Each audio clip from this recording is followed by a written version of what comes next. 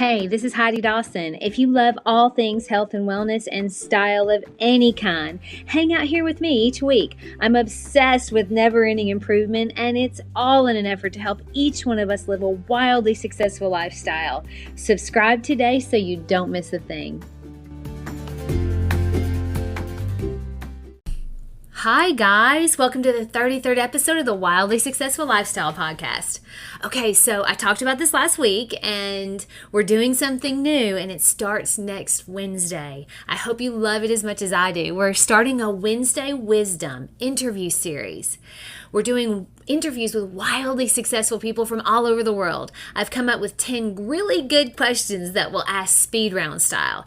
Now we're going to keep these episodes short also because we love getting lots of new information in short spurts. And that allows us to get a sneak peek into the lives of people who are already living a wildly successful lifestyle. Maybe we pick up some clues on how we can have that same success.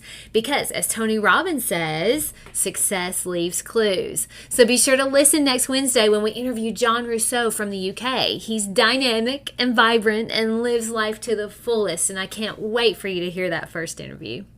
Now, for this week though, have you ever been wrong about something and then just kept rolling with it because you didn't want to pivot or you didn't want to admit that you were wrong? I've been a solopreneur for a while now, and basically that just means I run my business alone. It also means I'm used to calling the shots, and I can pivot whenever I want and change or add new things as I see fit. Now, I've recently started working with a team that helps me with my branding, my marketing, and lots of other fun stuff. They're awesome. Well, this last week, I kind of made a big decision like I do without talking to them, though, because I'm just used to doing that. When I was letting them know that we needed to change some marketing, do a few things because of that change, they kind of looked at me like I lost my mind. Long story short, the head guy of the team I'm working with basically sat me down and he said, very kindly, Heidi, you have to learn what it means to work with a team. We can't pivot on a dime. And in order to do things appropriately, we have to have a little heads up. So major decisions that affect everyone may need to have some sort of notice so that we can prepare and be professional moving forward. So I was like, oh, okay, well, I hadn't really thought about that. I was wrong, and he was calling me out on it. You know what? I appreciated it, and we went back to our original plan, which would be better for everyone, including me. At first, though, I wasn't crazy about it, let's face it. Nobody likes being wrong. And then, on top of that, being called out on it. It doesn't feel great. But you know what would feel worse? Hanging on to the wrong idea and having to deal with the fallout of that. I learned something from that experience. I learned that it felt good to be working with a team that insists on high quality output. I also learned that having a team that will tell me the truth rather than trying to accommodate and appease may be a little bit uncomfortable in the short term, but in the long term, it's a huge win. Now, taking a little bit of a turn, how about in scenarios where maybe you've made a judgment based on someone's appearance and end up just as wrong as you can possibly be?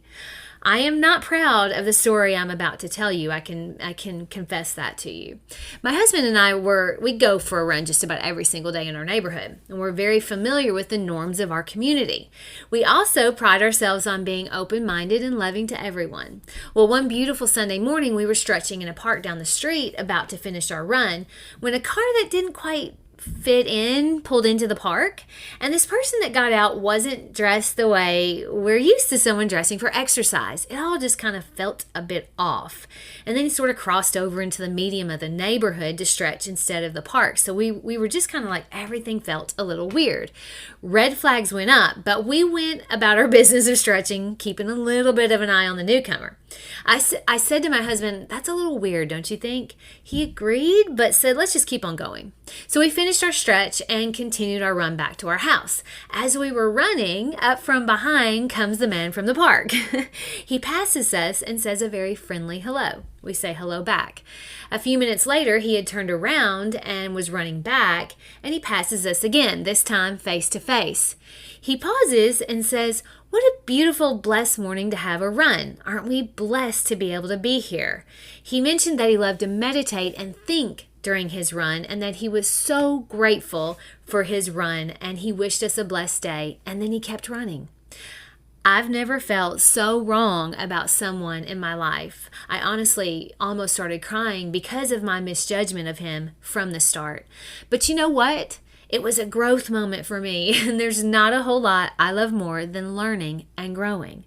I was wrong about him, and I learned a valuable lesson of not judging a book by its cover. You never know until you give someone a chance to show who they are on the inside. That's the important part.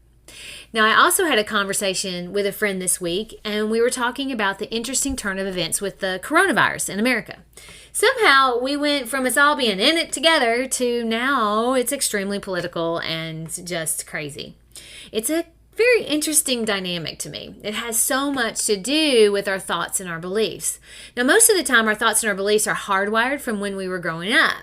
Now, I grew up in a pretty strict religion, and I talk about that pretty freely, I think. We had a rule for everything, and the community made sure you kept those rules or else. Now, there are some similarities with what is going on in America right now. Some groups are trying to police other groups. Does that make one group right? Does it make the other group wrong? I don't think so. I also don't know. Nobody does. I honestly don't think anyone knows right now what's right and what's wrong. There isn't enough data for that. Eventually, they'll figure it out. And then next time, we'll handle it much better. I'm certain of that.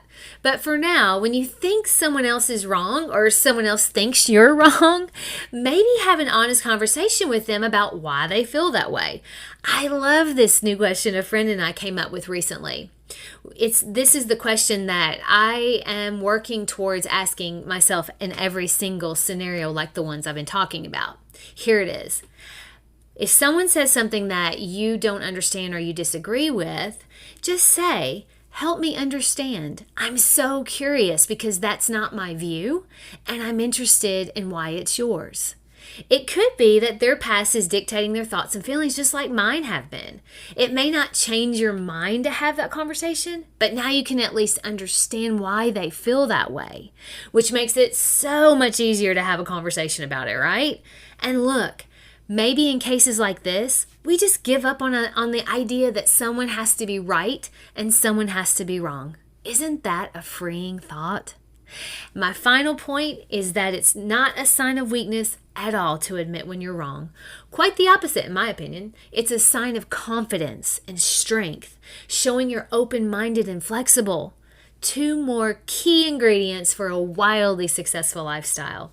All right, guys, I hope you enjoyed this episode. I love you, and I will talk to you in a few days.